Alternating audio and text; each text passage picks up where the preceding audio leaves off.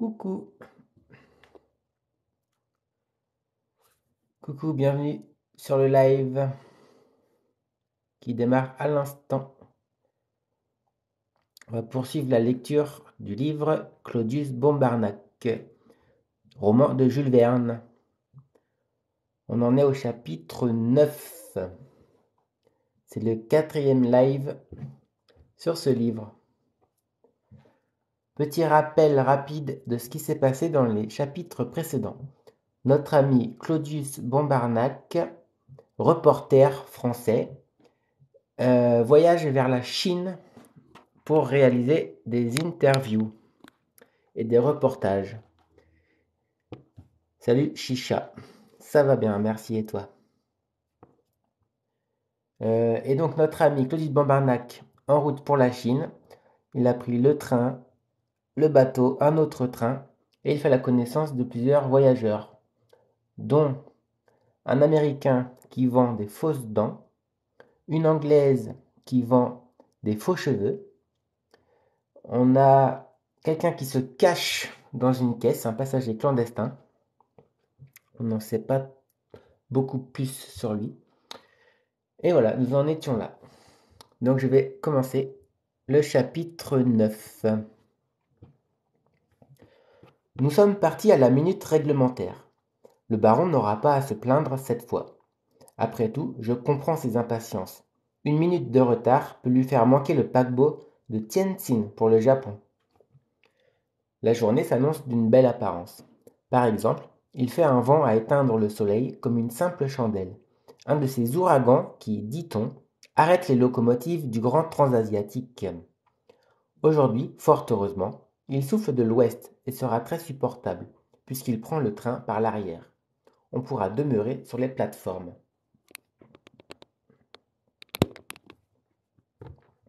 J'en suis à souhaiter maintenant d'entrer en conversation avec le jeune Pan Chao.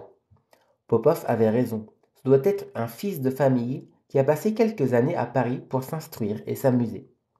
Il devait être un des hôtes assidus des 5 o'clock du XXe siècle. Entre-temps, j'ai à m'occuper d'autres affaires. Et d'abord, l'homme à la caisse. Toute une journée se sera écoulée avant que j'aie pu le tirer d'inquiétude. En quelle transe il est, sans doute. Mais comme il serait imprudent de pénétrer dans le fourgon pendant le jour, il y a nécessité d'attendre la nuit. Donc là, il veut aller voir l'homme qui se cache dans la caisse. En toute discrétion, donc il veut y aller la nuit. N'oublions pas qu'un entretien avec monsieur et madame Caterna est également indiqué au programme. Cela ne présentera d'ailleurs aucune difficulté. Ce qui doit être moins facile, c'est de me mettre en communication avec mon numéro 12, le superbe seigneur Farusquiar. Il paraît étroitement boutonné, c'est oriental. Ah, un nom à connaître dans le plus bref délai, c'est celui du mandarin qui retourne en Chine sous forme de colis mortuaire. On a aussi un cadavre qui est rapatrié en Chine, quelqu'un d'important, on ne sait pas qui. Avec un peu d'adresse, Popov finira par l'apprendre de l'un des persans préposés à la garde de son Excellence. Si ce pouvait être lui de quelque grand fonctionnaire, le Pao Wang, le Ko Wang, le vice-roi des deux Qiang, le prince Qing en personne. Durant la première heure, le train continue de filer à travers l'oasis. Nous serons bientôt en plein désert. Le sol est formé de couches alluvionnaires dont les strates s'étendent jusqu'aux environs de Merv.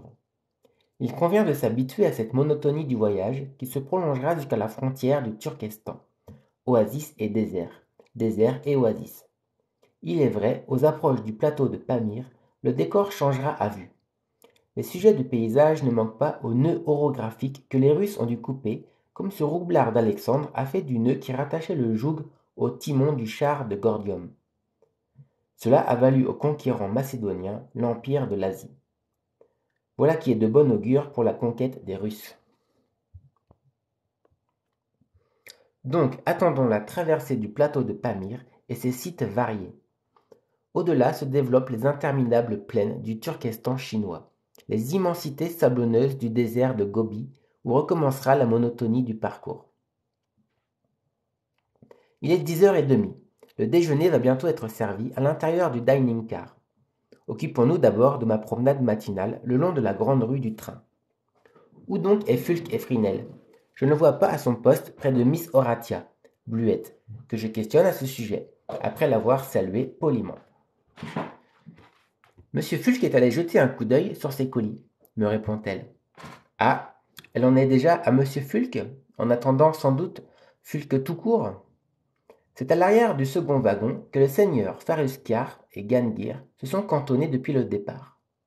Seuls en ce moment, ils s'entretiennent à voix basse. En revenant, je rencontre Fulk et Frinel qui va rejoindre sa compagne de voyage. Il me serre yanquiment la main. Je lui dis que Miss Horatia Bluette m'a donné de ses nouvelles. Oh, fait-il, quelle femme d'ordre, quelle négociante hors ligne, une de ces Anglaises, qui sont dignes d'être américaines, ai-je ajouté. Wait a bit, réplique-t-il en souriant d'un air on ne peut plus significatif. Au moment de sortir, je m'aperçois que les deux célestes doivent être déjà au dining car. Le bouquin du docteur Choking est resté sur une tablette du wagon. Je ne crois pas qu'il soit indiscret à un reporter de prendre ce bouquin, de l'ouvrir, d'en lire le titre qui est ainsi conçu. De la vie sobre et réglée, ou l'art de vivre longtemps dans une parfaite santé, traduit de l'italien de Louis Cornaro, noble vénitien, augmenté de la manière de corriger un mauvais tempérament, de jouir d'une félicité parfaite jusqu'à l'âge le plus avancé, et de ne mourir que par la consommation de l'humide radical usé par une extrême vieillesse. Salerne. Et là, il s'est écrit la date en chiffres romains, 1787, je crois. Ainsi, telle est la lecture favorite du docteur Choking. Et voilà pourquoi son peu respectueux élève lui jette parfois ce nom de Cornaro par moquerie. Je n'ai pas le temps de voir autre chose de ce volume que sa devise Abstinentia adjicit vitam. Au reste, cette devise du noble Vénitien, je me propose bien de ne point la mettre en pratique, du moins pour le déjeuner. Ah, Léo, ravi de te revoir parmi mes très nombreux supporters présents. Rien de nouveau en ce qui concerne le placement des convives du dining car. Je me retrouve auprès du major Noltid, qui observe avec une certaine attention le seigneur Faruscar et son compagnon, placés à l'extrémité de la table. Nous nous demandons quel peut être ce Mongol de mine si hautaine. Tiens, dis-je en riant de l'idée qui me traverse l'esprit. Si c'était... Qui donc répond le major.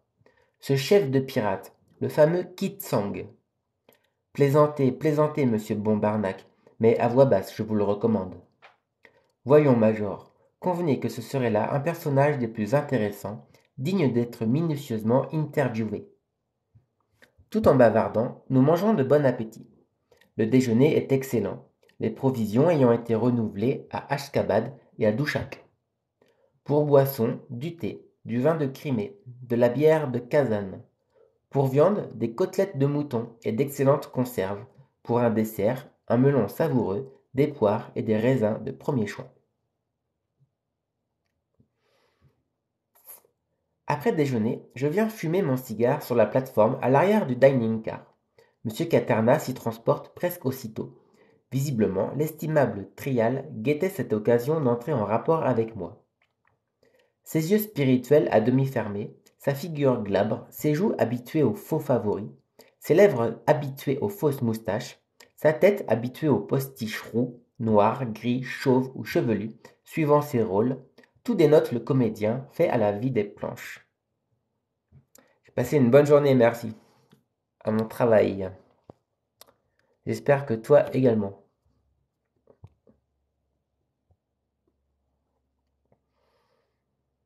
Mais M. Caterna a une physionomie si ouverte, une figure si réjouie, l'air si honnête, l'attitude si franche, enfin l'apparence d'un si brave homme.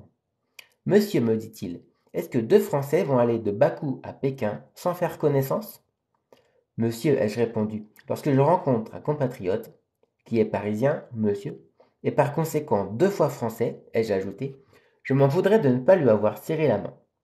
Aussi, monsieur Caterna, vous savez mon nom? Comme vous savez le mien, j'en suis sûr. Sans doute, monsieur Claudius Bombarnac, correspondant du XXe siècle. À votre service, veuillez le croire. 1000 remerciements, monsieur Bombarnac, et même 10 000, comme on dit en Chine, où nous nous rendons, madame Caterna et moi, pour aller tenir à Shanghai les emplois de Trial et de Dugazon dans la troupe de la résidence française. Mais vous savez donc tout? Un reporter. C'est juste. J'ajouterais même, si je m'en rapporte à certaines locutions maritimes, que vous avez dû naviguer autrefois, monsieur Caterna. Je vous crois, monsieur le reporter. Ex-patron de chaloupe de l'amiral de Boissoudi à bord du Redoutable. Je me demande alors pourquoi vous, un marin, n'avez pas pris la voie de mer. Ah, voilà, monsieur Bombarnac. Apprenez que madame Caterna, qui est sans conteste la première du gazon de province, et pas une ne lui passerait sur son avant, habitude d'ancien matelot, pour les rôles de soubrette et les travestis, ne peut supporter la mer.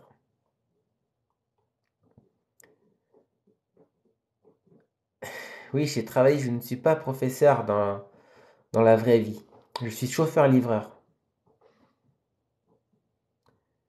Super, si t'as passé une bonne journée. Aussi, quand j'ai eu connaissance du grand transasiatique, je lui ai dit: Rassure-toi, Caroline, ne t'inquiète pas du trompeur et perfide élément.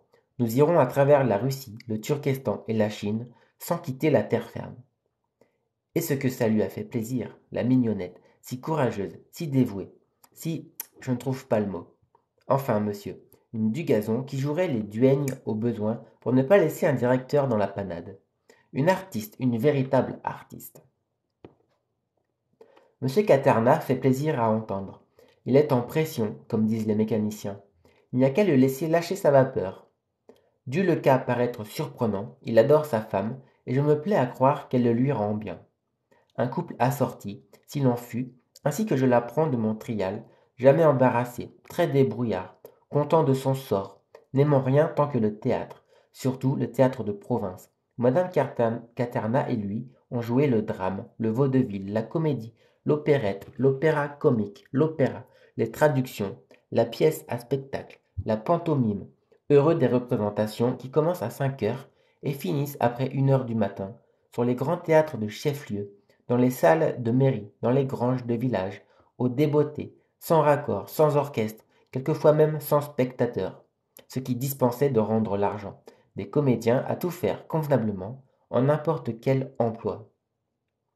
Ça, c'était la phrase la plus longue du livre. En sa qualité de Parisien, M. Caterna a dû être le loustic du gaillard d'avant lorsqu'il naviguait. Adroit de ses mains comme un escamoteur, adroit de ses pieds comme un danseur de cordes, sachant imiter de la langue ou des lèvres tous les instruments de bois et de cuivre. Il possède le plus varié assortiment de ponts-neufs, chansons à boire, chansons patriotiques, monologues et scénettes de café-concert. Cela, il me le raconte avec des gestes abondants, faconde intarissable, allant et venant, se déhanchant sur ses jambes écartées et ses pieds un peu en dedans de Mathurin en goguette.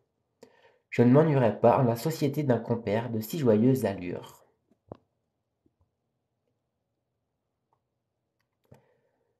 Je suis un vrai prof sur TikTok uniquement. D'où vient cette passion pour le français? Parce que je suis français depuis 40 ans et que je m'intéresse à notre langue.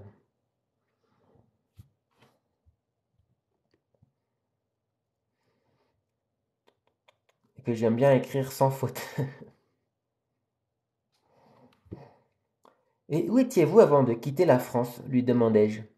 À la Ferté-sous-Jouarre, où madame Caterna a obtenu un véritable succès dans le rôle d'Elsa de Lohengrin, que nous avons joué sans musique, mais aussi quelle pièce intéressante et bien faite. Vous avez dû courir le monde, monsieur Caterna. Je vous crois, la Russie, l'Angleterre, les 2 Amériques. Ah, monsieur Claudius. Il m'appelle déjà Claudius. Ah, monsieur Claudius, il fut un temps où j'étais l'idole de Buenos Aires et la toquade de Rio de Janeiro. Ne croyez pas que je vous en compte. Non, je me connais. Mauvais à Paris, je suis excellent en province. À Paris, on joue pour soi. En province, on joue pour les autres. Et puis quel répertoire! Mes compliments, cher compatriote. Je les accepte, monsieur Claudius, car j'aime mon métier. Que voulez-vous? Tout le monde ne peut pas prétendre à devenir sénateur ou reporter. Ça, c'est méchant, monsieur Caterna, dis-je en riant. Non, c'est le mot de la fin. Et tandis que l'intarissable Trial dévidait son chapelet, des stations apparaissaient au passage entre deux coups de sifflet. Kulka, Nisa Church, Kula Minor et autres, tristes d'aspect. Puis Beramali, à la verste 795, et Kurlan Kala, à la verste 815. Et pour tout dire, continue M. Caterna, nous ne sommes pas sans avoir gagné un peu d'argent à nous balader de ville en ville. Il y a au fond de notre mal quelques obligations du Nord dont je fais le plus grand cas. Placement de tout repos, et cela honnêtement acquis, monsieur Claudius. Mon Dieu, je le sais, quoique nous vivions sous le régime démocratique, le régime de l'égalité, le temps est encore loin où l'on verra le père noble dîner à côté de la préfète chez le président de cour d'appel, et le Dugazon ouvrir le bal avec le préfet chez le général en chef. Eh bien, on dîne et on danse entre soi. Et ce n'est pas moins gai, monsieur Caterna. Ni moins comme il faut, monsieur Claudius, réplique le futur grand premier comique de Shanghai, en secouant un jabot imaginaire avec la désinvolture d'un seigneur Louis XV.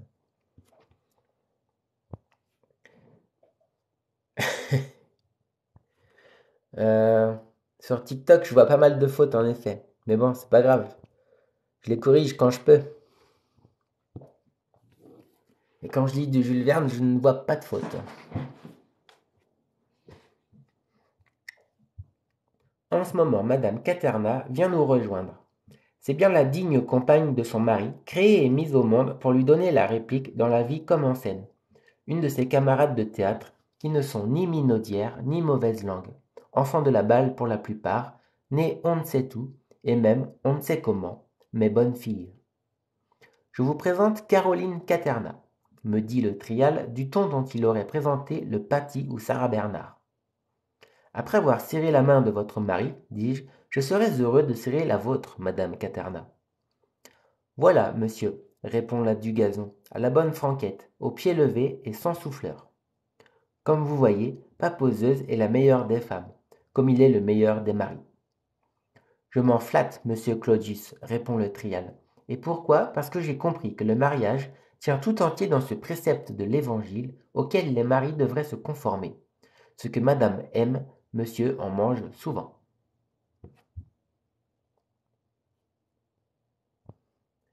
Oui,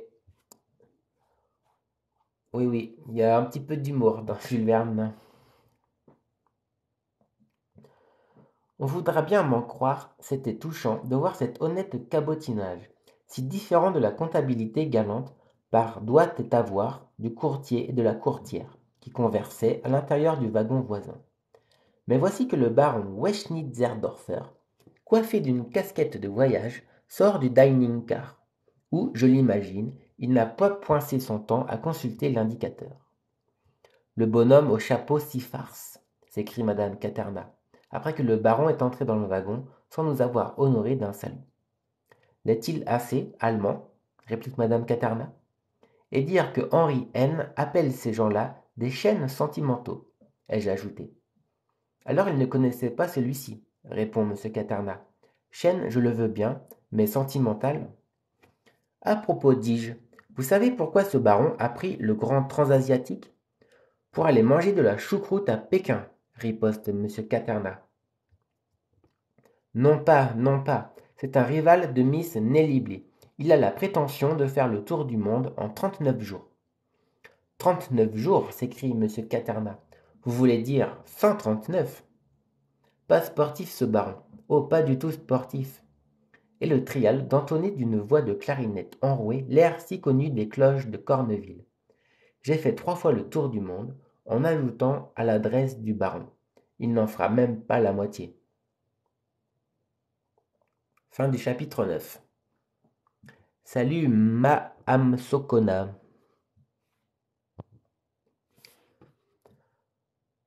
Chapitre 10. À midi 15, notre train a dépassé la station de Caribata, qui ressemble à l'une des stations du chemin de fer de Naples à Sorrente, avec ses toitures à l'italienne.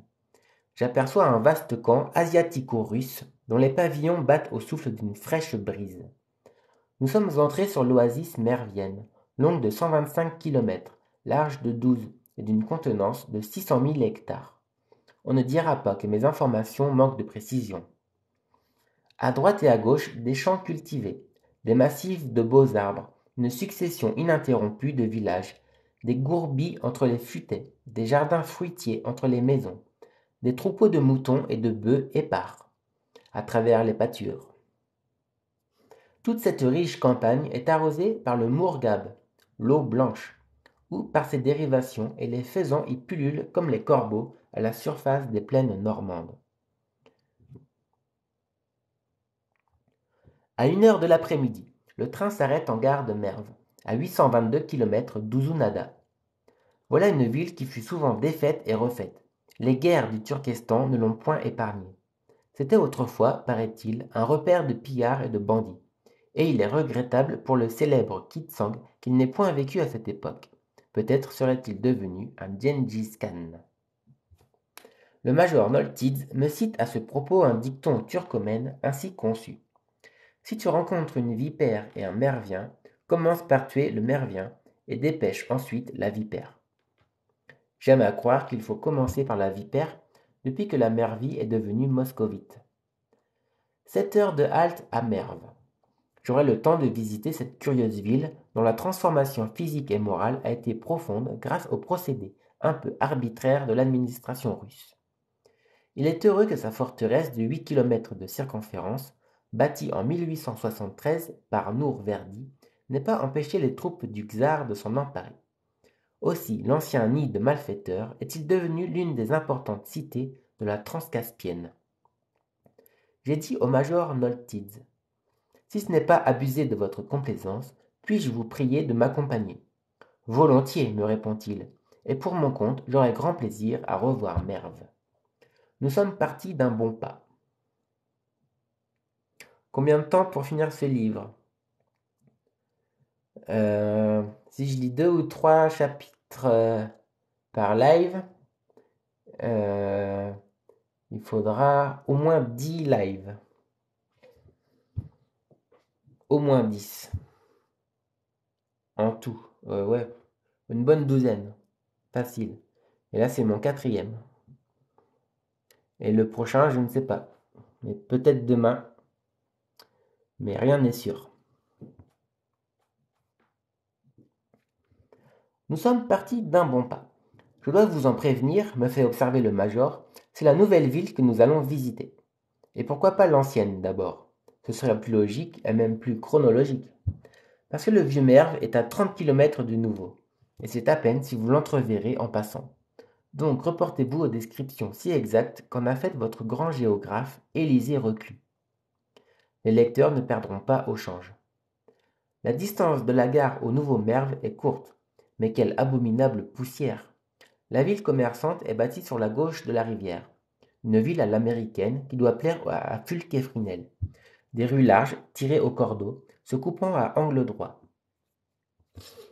Des boulevards rectilignes avec rangées d'arbres, un va-et-vient très vif de négociants vêtus à l'orientale, d'israélites, de mercantis, appartenant aux espèces les plus variées. Nombre de chameaux et de dromadaires, ces derniers très recherchés pour leur résistance à la fatigue et qui diffèrent par l'arrière-train de leurs congénères d'Afrique.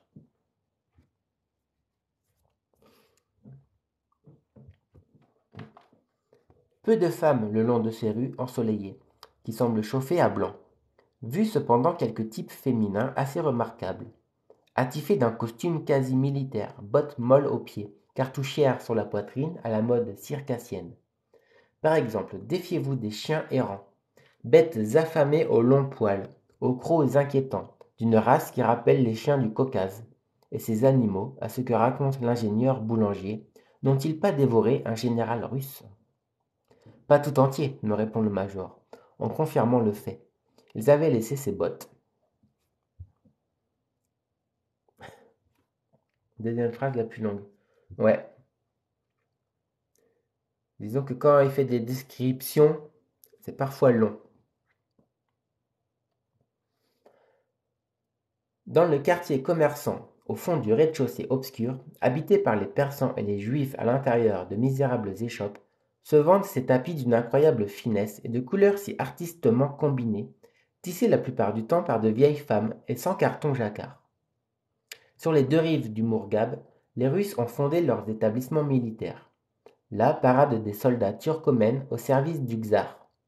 Ils portent le bonnet bleu et les épaulettes blanches avec leurs vêtements ordinaires et manœuvrent sous les ordres d'officiers moscovites.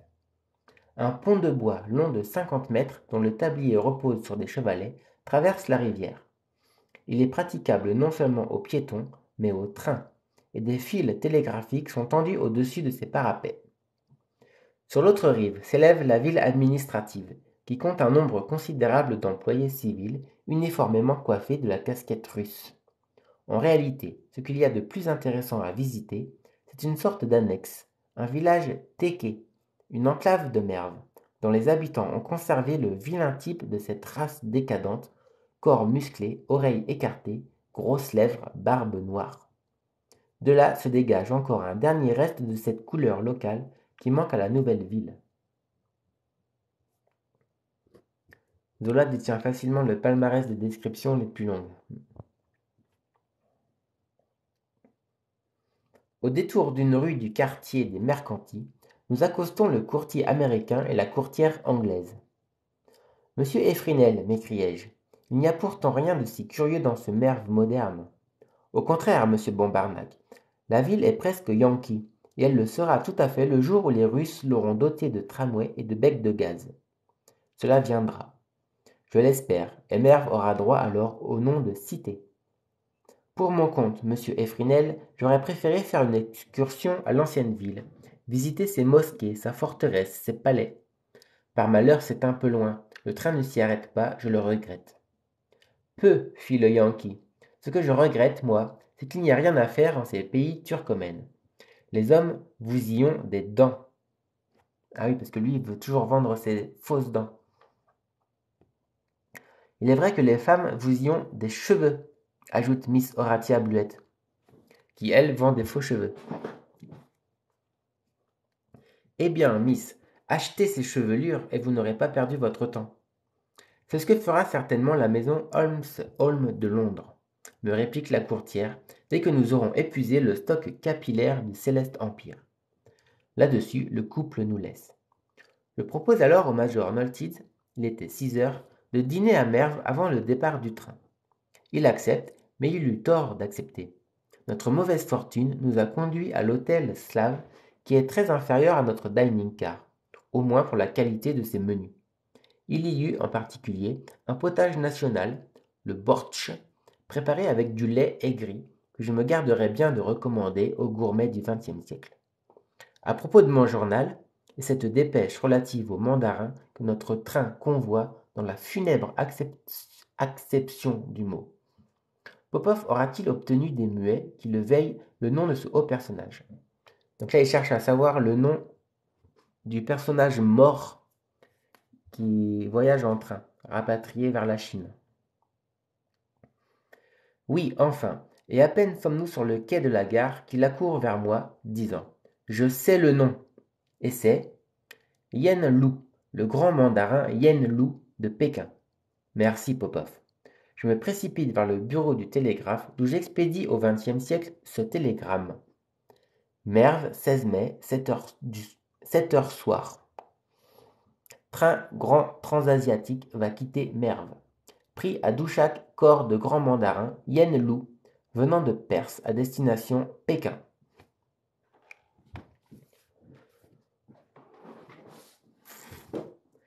Très élevé le coût de cette dépêche, mais on le reconnaîtra, elle vaut son prix. Le nom de Yen Lu s'est aussitôt répandu parmi nos compagnons de voyage. Il m'a bien semblé que le seigneur Farusquiar souriait en l'entendant prononcer. Nous avons quitté la gare à 8 heures du soir exactement. 40 minutes après, nous passions près du vieux Merv, et la nuit étant sombre, je n'ai rien pu en apercevoir. Il y a là pourtant une forteresse avec tours carrées et enceintes de briques cuites au soleil, des ruines de tombeaux et de palais, des restes de mosquées, tout un ensemble de choses archéologiques qui n'auraient pas comporté moins de 200 lignes petit texte. Consolez-vous, me dit le major Noltids, votre satisfaction n'eût pas été complète, car le vieux Merv a été refait 4 fois. Si vous aviez vu la 4e ville, Bayram Ali, de l'époque persane, vous n'auriez pas vu la 3e, qui était mongole, encore moins la ville musulmane de la seconde époque, qui s'appelait Sultan Sanjar Kala, et pas davantage la ville de la première époque. Celle-ci, les uns la nomment Iskander Kala, du nom d'Alexandre le Macédonien, et les autres Giaour Kala, en attribuant sa fondation à Zoroastre, le créateur de la religion des mages, un millier d'années avant l'ère chrétienne. Donc je vous conseille de jeter vos regrets au panier. Et c'est ce que je fis, faute de pouvoir faire autrement. Notre train court alors vers le nord-est. Les stations sont distantes de 20 à 30 verstes. On n'en crie pas les noms, puisqu'elles ne comportent aucun arrêt, et j'en suis réduit à les relever sur mon indicateur. Tels sont Kelchi, Ravina. Pourquoi ce nom italien en cette province turcomène? Peschirepetek, etc. Nous traversons le désert, le vrai désert, sans un filet d'eau. Aussi vient-on d'y forer des puits artésiens, lesquels alimentent suffisamment les réservoirs de la ligne. Le major m'apprend que les ingénieurs ont éprouvé d'extrêmes difficultés à fixer les dunes sur cette partie du railway. Si les palissades n'avaient été inclinées obliquement, comme le sont les barbes d'une plume, la voie n'eût pas tardé à être envahie par les sables au point de rendre impossible la circulation des trains. Dès que cette région des dunes a été franchie, nous retrouvons la plaine horizontale où la pose des rails s'est faite si rapidement. Peu à peu, mes compagnons s'endorment et notre wagon est transformé en sleeping car. Je reviens alors à la situation de mon roumain. Dois-je tenter de le revoir cette nuit même? Incontestablement, et non seulement pour satisfaire une curiosité très naturelle, mais aussi pour calmer ses inquiétudes. Le roumain, c'est l'homme qui se cache dans la caisse. En effet, sachant que son secret est connu de la personne qui lui a parlé à travers le panneau de sa caisse, si la pensée lui venait de descendre à l'une des stations, de faire le sacrifice de son voyage, de renoncer à rejoindre mademoiselle Zinka Klork, afin d'échapper aux poursuites de la compagnie. C'est possible après tout, et mon intervention aurait été nuisible à ce pauvre garçon. Sans compter que je perdrais mon numéro 11, l'un des plus précieux de ma collection. Je suis donc résolu à lui rendre visite avant l'aube prochaine. Toutefois, par surcroît de prudence, j'attendrai que le train ait dépassé la station de Tcharjoui, où il doit arriver à 2h27 du matin. On fait là une halte d'un quart d'heure avant de remonter vers l'Amou Daria. Popov ira ensuite se blottir au fond de sa logette et je pourrai me glisser à l'intérieur du fourgon sans craindre d'être aperçu. Combien les heures me parurent longues. À plusieurs reprises, j'ai failli succomber au sommeil. Aussi suis-je allé 2 ou 3 fois prendre l'air sur la plateforme. À la minute réglementaire, le train entre en gare de Tcharjoui, verste 1005e. C'est une importante ville du Khanat de Boukharie que le Transcaspien atteignit vers la fin de novembre 1886, 17 mois après la pose de la première traverse. Nous ne sommes plus qu'à 12 verstes de l'Amou Daria, et c'est au-delà du fleuve que j'ai l'intention de procéder à mon opération. J'ai dit que l'arrêt à Tardjoui doit durer un quart d'heure. Quelques voyageurs descendent car ils sont à destination de cette ville dont la population compte 30 000 habitants.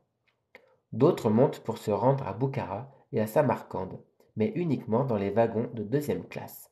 Il se produit donc un certain mouvement sur le quai. Moi aussi je suis descendu et je me promenais près du fourgon de tête lorsque je vois sa porte s'ouvrir et se refermer sans bruit. Un homme rampe sur la plateforme, se glisse à travers la gare à peine éclairée de quelques lampes à pétrole. C'est mon roumain, ce ne peut être que lui. L'homme caché dans la caisse s'échappe. Il n'a pas été vu et le voilà confondu parmi les autres voyageurs. Pourquoi cette escapade? Est-ce pour renouveler ses provisions à la buvette? Son intention, au contraire, n'est-elle pas, comme je le craignais, de nous fausser compagnie? 12 verstes, il me semble que c'est l'unité de mesure russe. Les verstes, c'est une bonne question. C'est une unité de distance, oui, mais elle vient d'où? En Russie, exactement. Ça vaut à peu près 1 kilomètre. Un peu plus. Par exemple, je saurais bien l'en empêcher. Je vais me faire connaître, lui promettre aide et assistance. Je lui parlerai en français, en anglais, en allemand, en russe, au choix. Je lui dirai, mon ami, comptez sur ma discrétion. Je ne vous trahirai pas. Des vivres, je vous en porterai pendant la nuit.